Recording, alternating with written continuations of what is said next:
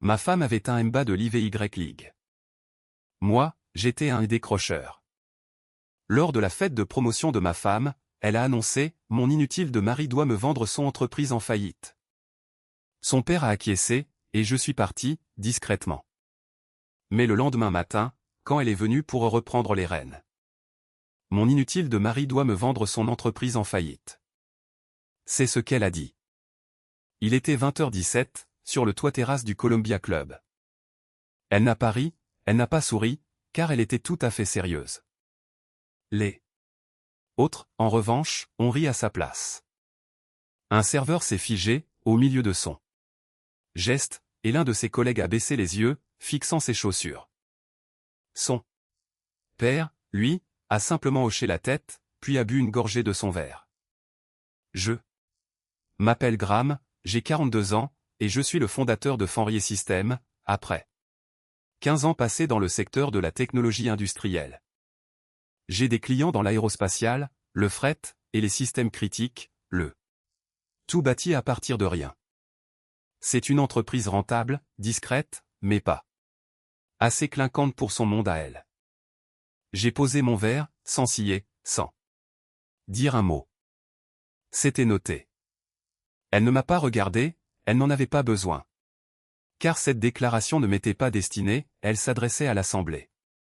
Je suis passé devant le bar, ses collègues s'écartant sur mon passage, sans croiser mon regard. L'orchestre a entamé un nouveau morceau. Trop tard. J'ai pris la sortie latérale, descendant par l'escalier de service. 2 étages, du béton, et du silence. Aucun pas derrière moi. 20h43. 3e. Niveau du parking. Je me suis assis dans la voiture, sans allumer le moteur. Sans musique, observant les lumières de la ville se refléter sur les vitres. J'ai ouvert la boîte à gants, j'ai sorti le pass de l'événement de ma veste, je l'ai plié une fois, puis 2, avant de le déchirer en fine bande.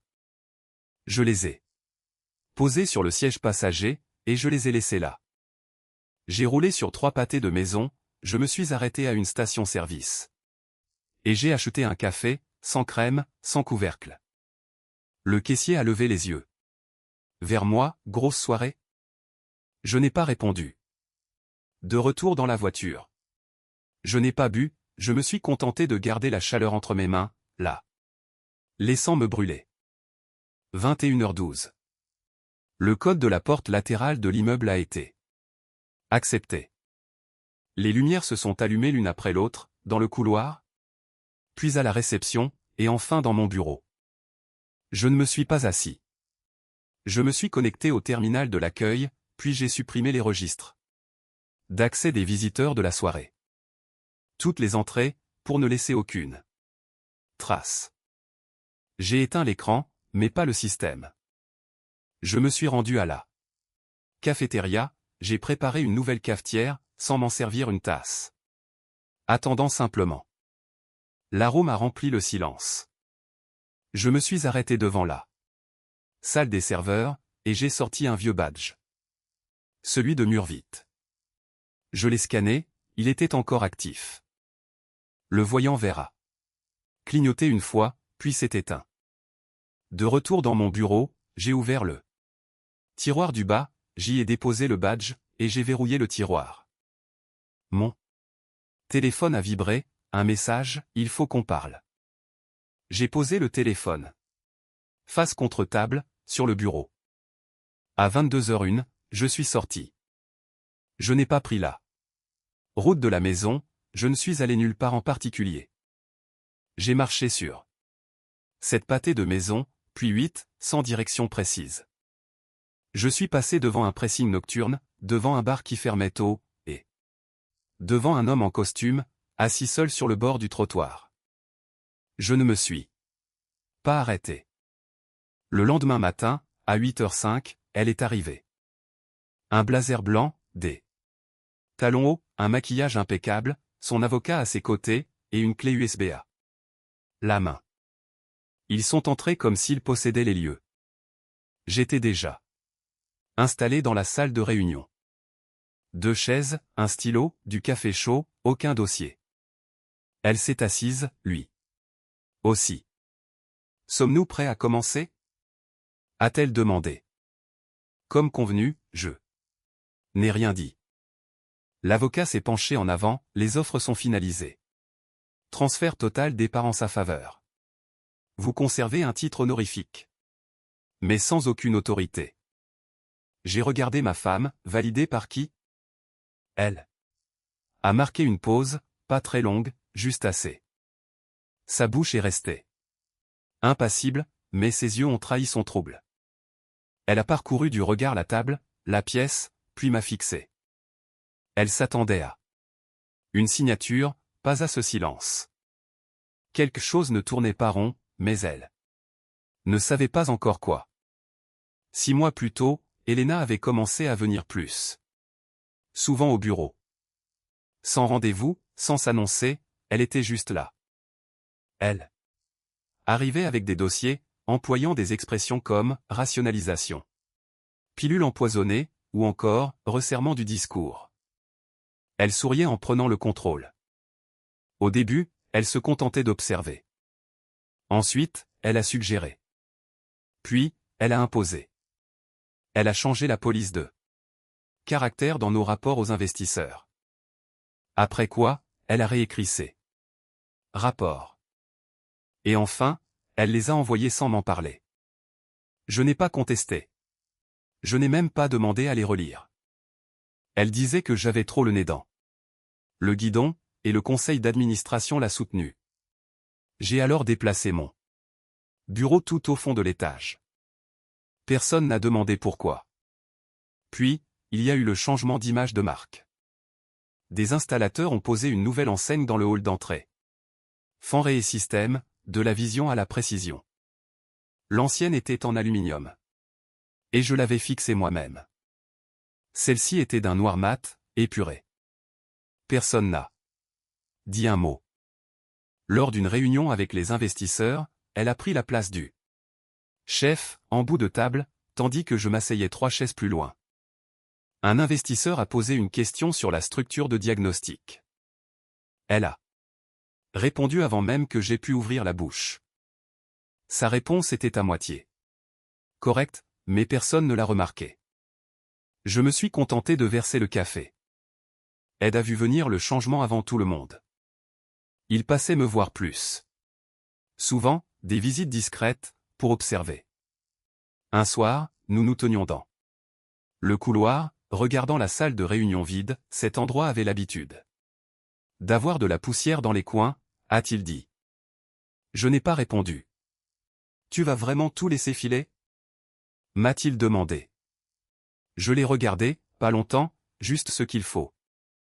Il m'a tendu une enveloppe, sans préciser ce qu'elle contenait. Lis ça quand tu auras pris ta décision. Puis, il est parti. Sam a été le suivant à venir me voir. Elle m'a dit de réécrire tes protocoles. Elle prétend qu'ils ne sont pas évolutifs. Et tu l'as fait? Je lui ai dit que j'allais y réfléchir. Il a attendu ma réaction, mais je n'ai pas bronché. Il est reparti lentement, refermant la porte avec soin, comme si ce geste avait de l'importance. Je me promenais moins dans les bureaux, car l'atmosphère avait changé. Un après-midi. En arrivant, j'ai découvert un nouveau plan d'attribution des bureaux. Mon nom n'y figurait pas. Elena m'a expliqué que j'étais désormais mobile, que c'était plus stratégique ainsi. J'ai hoché la tête. Peu après, 3 développeurs ont demandé à passer en télétravail, tandis qu'un autre, sans dire un mot, a tout simplement cessé de venir. Les équipes ont de plus en plus déjeuné par petits groupes séparés. Les réunions sont devenues plus courtes, et les silences, plus longs. Un matin, en entrant, j'ai trouvé le tableau blanc complètement vide. Tout avait disparu, les formules, les schémas, les échéances, soit 6 mois de réflexion effacés avec méthode. Le plumier du tableau était propre, une brosse neuve trônant sagement. En plein milieu, à côté d'un marqueur rouge sans bouchon que quelqu'un avait laissé là. Je suis resté là, debout.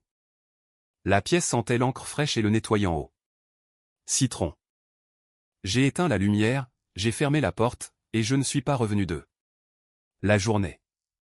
Plus tard dans la semaine, Elena a organisé une réunion plénière. Je n'étais pas invité. Depuis la cloison vitrée de mon bureau, j'observais la scène. Elle parlait d'alignement, de vélocité, et d'adaptation aux défis futurs. J'ai observé Ed.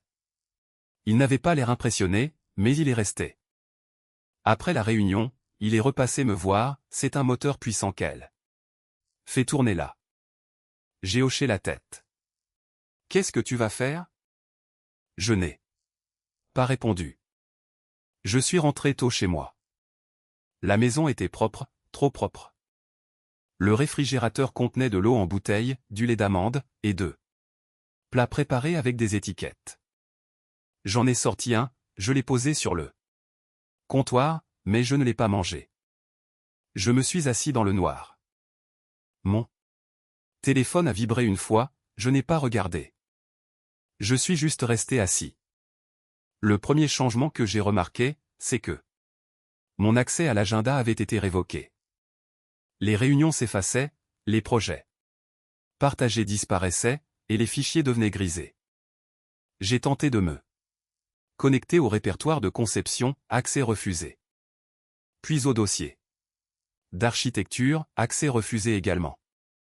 J'ai ouvert le tableau de bord du système, mon profil était désormais configuré en lecture seule. J'ai refermé l'ordinateur portable, j'ai posé mes paumes à plat sur le bureau. Et je suis resté assis en silence pendant 4 minutes, avant de me lever pour aller à la fenêtre. Dehors, rien n'avait changé, tout s'était joué ici, à l'intérieur. Cet après-midi-là, son père m'a appelé, tu as eu ton heure. Graham. Tu as bien travaillé. Je n'ai pas répondu. Elle a tout rationalisé. Nous pouvons passer à l'échelle supérieure maintenant.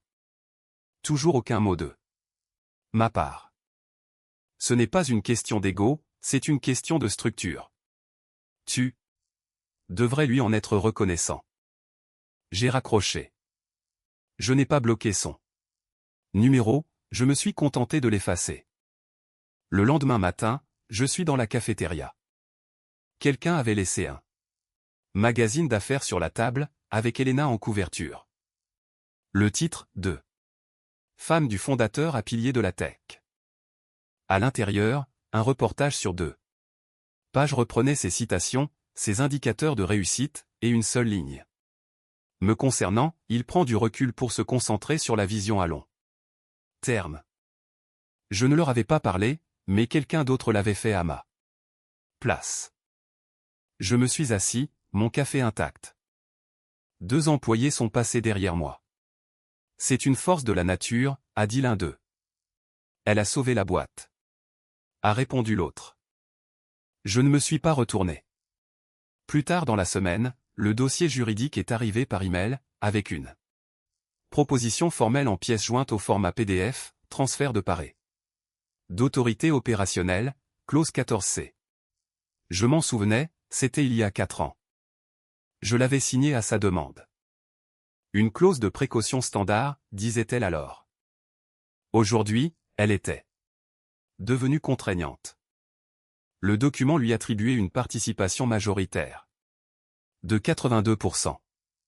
Quant à moi, je recevrais le titre de « fondateur émérite ».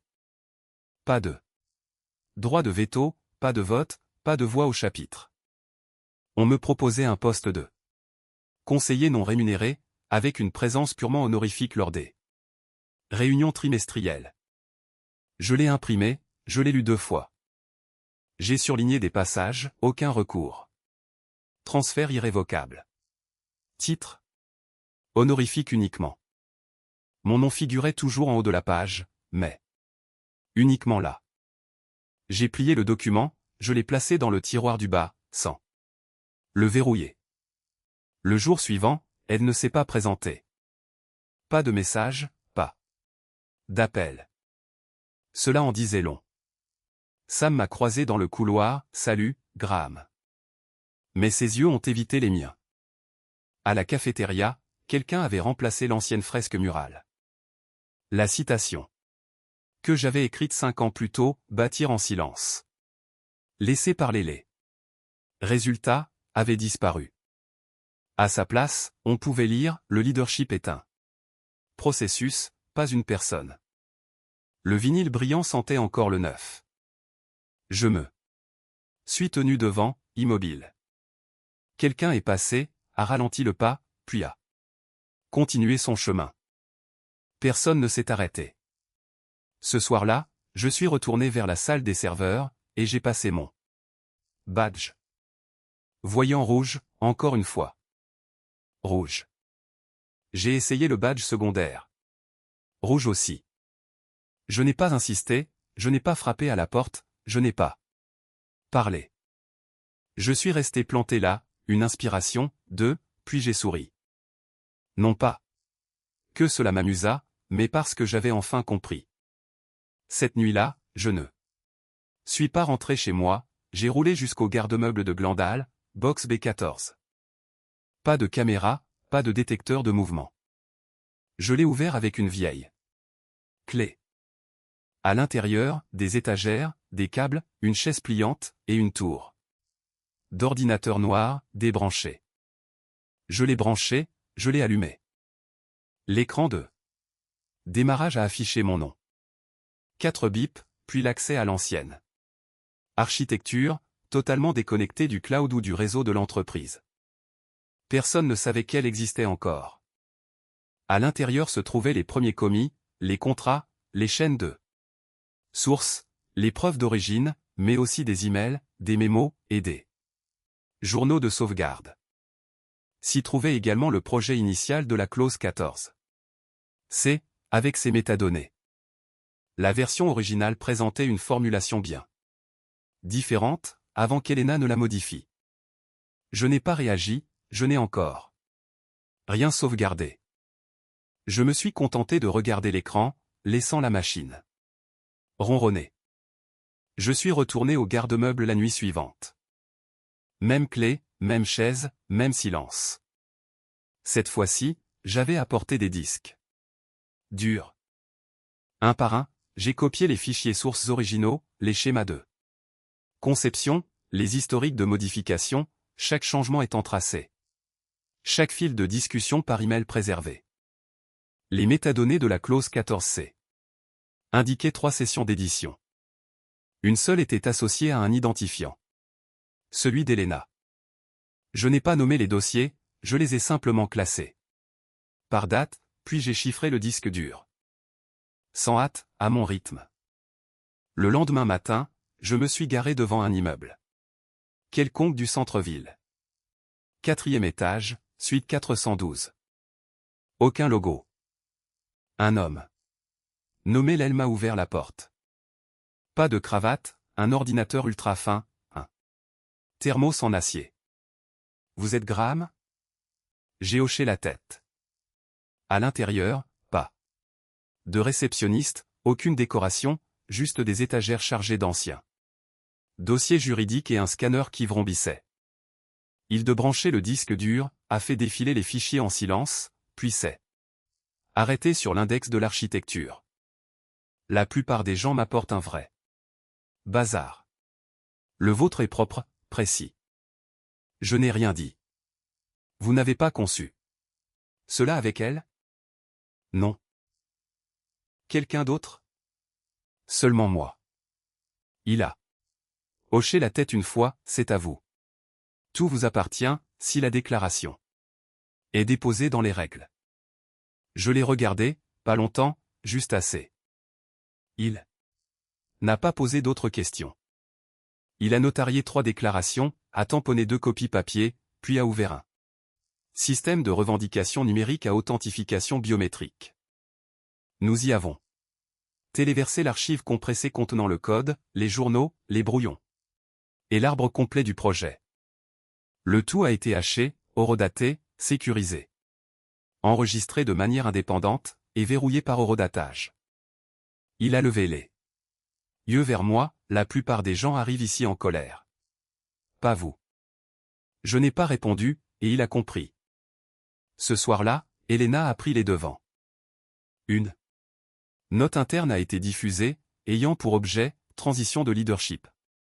La formulation était soignée, professionnelle, tranchante, alors que nous passons d'une structure dirigée par son fondateur à un modèle institutionnel. Nous orientons Graham vers un rôle de conseil stratégique personnel. 7. Transition nous permet de fonctionner sans les goulots d'étranglement du passé, tout en honorant nos racines. Les employés ont lu ce message en silence. Un ingénieur a murmuré, c'est lui qui a tout construit. Mais personne n'a répondu. Mon nom avait disparu de la page d'accueil, du pied de page, de la présentation du produit. Elle a rebaptisé Harry, qui s'appelait désormais Corix. Même code, nouvelle présentation. Puis, est venu le communiqué de presse. On y voyait des photos d'Elena serrant des mains, des graphiques, des projections de croissance, sans la moindre mention du contrôle des versions, de l'auteur original, ou de la structure logique. Cette nuit-là, j'ai déposé le dossier notarié final. Le code d'origine était étiqueté et horodaté, avec 2 signatures externes, dont celle de l'aile. Le téléversement a été validé, l'ancrage juridique déposé, et aucune révision n'était plus possible.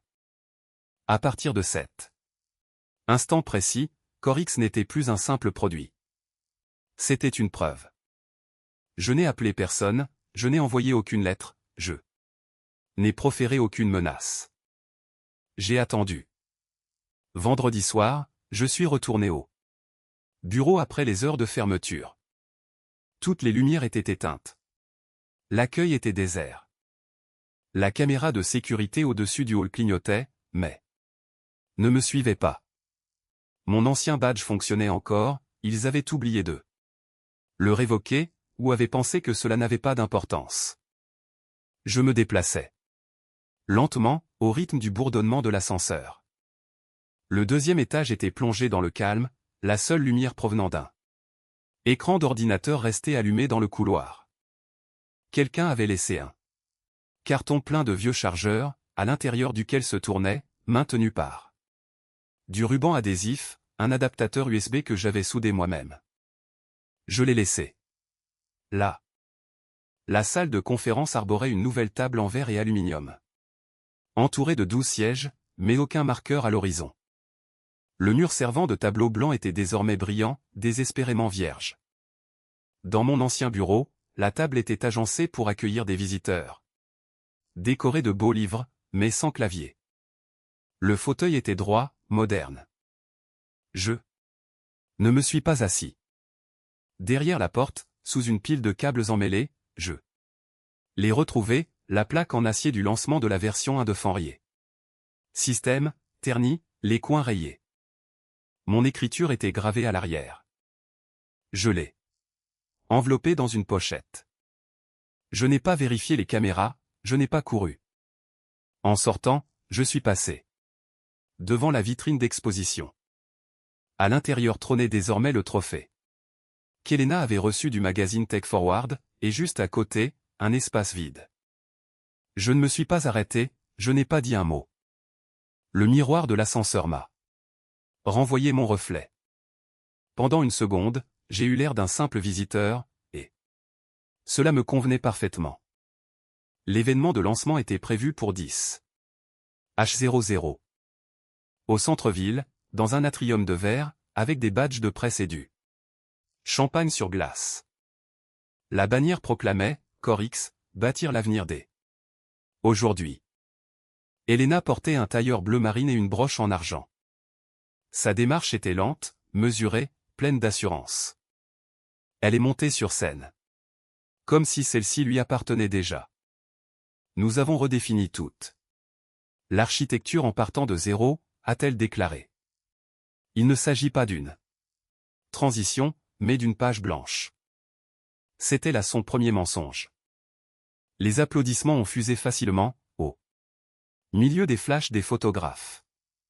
Le grand écran faisait défiler des graphiques, des récompenses, des projections, le tout soigneusement sélectionné. Et épuré. Il ne restait plus rien de Fenrier. Au milieu de sa présentation, une Femme vêtue d'une veste grise s'est avancée près du coin de la scène, arborant un badge des services juridiques. Elle s'est déplacée sans hésiter, pour remettre une enveloppe scellée à Elena. Elena l'a saisie au milieu de sa phrase, perdant à peine le fil. Oh. Excusez-moi, une simple formalité de procédure. Elle l'a ouverte d'un geste détaché, puis s'est figée. Derrière elle, le projecteur a clignoté une fois. Puis une autre, avant de se bloquer sur un écran rouge, autorisation requise. Elle a tenté de poursuivre, nous rencontrons. Sa voix s'est brisée. Quelqu'un a toussé, et un journaliste, au deuxième rang, a sorti son téléphone. L'avocat d'Elena s'est approché, puis lui a chuchoté à l'oreille, blocage de propriété intellectuelle. C'est du sérieux, c'est horodaté. Elle a forcé un sourire, nous allons faire une courte pause. Mais personne n'a applaudi. Personne n'a bougé. Elle est descendue de scène rapidement, manquant presque de trébucher. 3 investisseurs sont sortis discrètement, l'un d'eux jetant un coup d'œil à son téléphone en souriant. Dans les coulisses, elle a explosé. Qui a divulgué ça? Qui l'a laissé approcher du code source?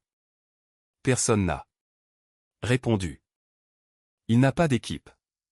Il n'a pas les outils nécessaires. Savoir. Dérailler.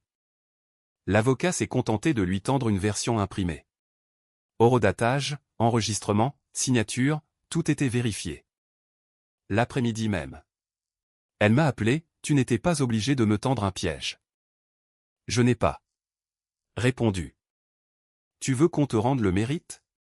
Dis-le. Je ferai une déclaration publique, nous partagerons l'histoire. Toujours aucun mot de ma part. Graham, tu fais du tort à l'entreprise. Non, j'arrête une fraude. Pause. Il ne s'agissait pas de vol, c'était une question d'efficacité. Alors tu n'aurais pas dû mentir. Elle a gardé le silence. Tu as prouvé ce que tu voulais, a-t-elle dit doucement. Pas encore. Nous nous sommes vus le lendemain, dans un immeuble neutre, une cloison vitrée, pas d'accueil. Elle avait l'air fatiguée, toujours digne, mais différente. Tu ne t'es pas contenté de gagner, tu voulais m'humilier.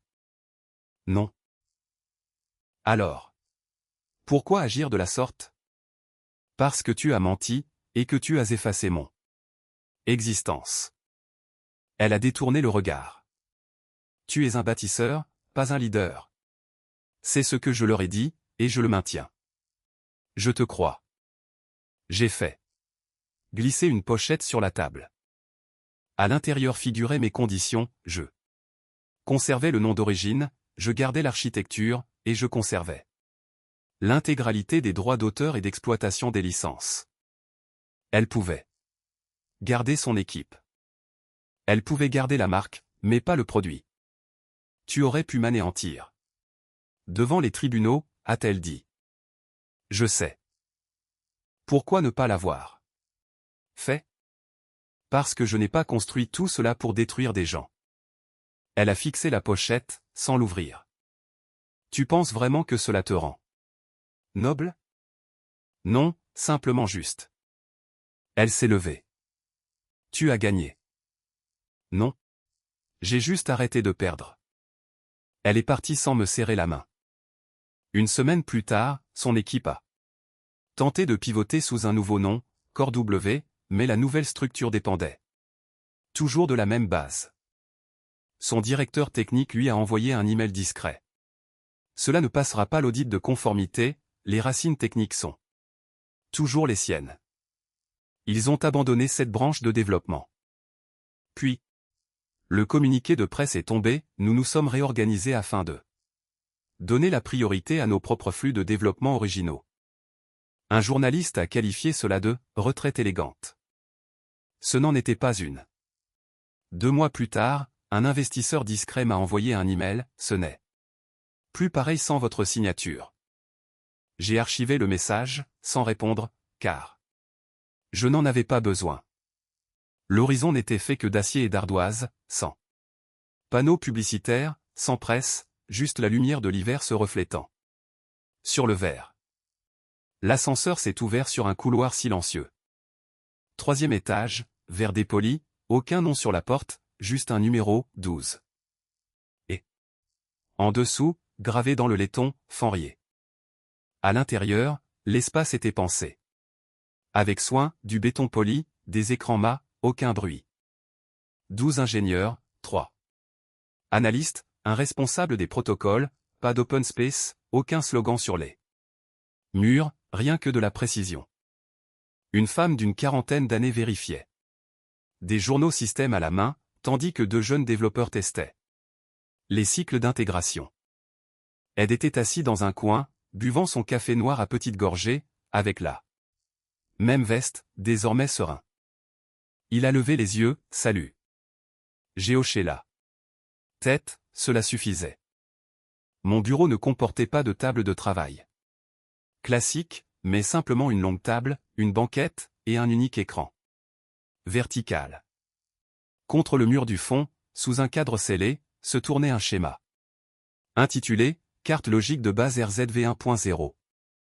On a frappé à la porte latérale, mon assistant a ouvert, et un homme est entré. Il portait une veste de terrain de style militaire, sans suite. Il a posé une pochette sur la table, audit propre. Aucune fuite. De notre côté, tout est prêt.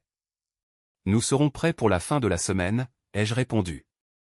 Il a hoché la tête, sans poignée de main, sans sourire, dans une parfaite entente stratégique. Lorsqu'il est parti, la porte s'est refermée dans un déclic. Étouffé. À l'autre bout de la pièce, un prototype clignotait, encore dépourvu de boîtier, mais la logique interne s'activait déjà. Même architecture, nouvelle structure dorsale. Je suis retourné dans mon espace de travail, j'ai ouvert un tiroir, et j'ai sorti la plaque d'acier, lancement de la version 1 de Fanrier System. Sa surface s'était ternie, les bords s'étaient rayés sous l'effet des années de déménagement. À l'arrière figurait mes initiales, ainsi que celles d'Ed. J'ai essuyé la face avant avec un chiffon. Je me suis assis, j'ai pris un feutre, puis j'ai inscrit 3 chiffres derrière la gravure originale. Derrière moi, l'équipe continuait de travailler, et je pouvais entendre le léger bourdonnement du code exécutant les tests en direct. J'ai jeté un dernier coup d'œil à la plaque, puis je l'ai glissée dans une mallette renforcée. J'ai refermé le couvercle, j'ai saisi le code, j'ai tourné le verrou, clic. J'ai placé la mallette sur une étagère, juste à côté de l'ancien kit de développement. Je n'exposais ni l'un ni l'autre, je me contentais de les rangers. Comme il se doit. Une lueur a glissé sur le sol. Le soleil accrochait désormais le haut des gratte-ciel, une touche d'orange perçant le bleu froid de l'hiver. Ed est passé devant mon bureau, s'est arrêté. Puis a jeté un regard à l'intérieur, toujours en activité, comme toujours. Il a esquissé un léger sourire, avant de reprendre sa marche. Je me suis assis. J'ai ouvert une fenêtre de terminal. Écran noir, curseur blanc. J'ai tapé une ligne de commande, puis j'ai appuyé sur Entrée. Le système a répondu, sans éclat, sans erreur, par une simple et parfaite exécution. Un processus s'est lancé, puis un autre. La mémoire tenait le coup, tout était stable. Je me suis adossé à mon siège, sans fierté particulière, sans colère non. Plus, juste dans le calme absolu. Elle avait gardé les gros titres, elle avait gardé l'immeuble. Moi, j'avais gardé le noyau. La vengeance d'un gentleman ne fait pas de bruit, mais elle reste toujours personnelle. Si tout cela semblait personnel, autant que cela le devienne vraiment.